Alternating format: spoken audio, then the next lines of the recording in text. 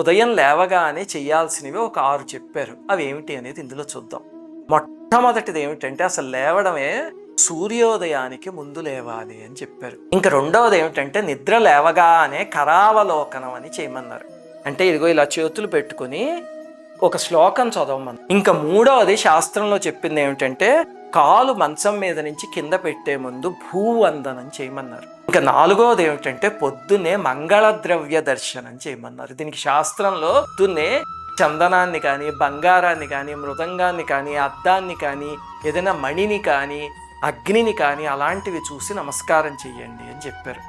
ఇంకా ఐదవది శాస్త్రంలో చెప్పింది ఏమిటంటే మాతా పితృ గురుజన వందనం అన్నారు. దానికి అలాగే మీ పిల్లలకి అది నేర్పించండి. అందులో నామోషి ఏమీ లేదు. పిల్లలకి నమస్కారం చెయ్యండిరా తల్లిదండ్రులకి అని. అమ్మకి చేయమని నాన్న నేర్పించండి, నాన్నకి చేయమని అమ్మ నేర్పించాలి.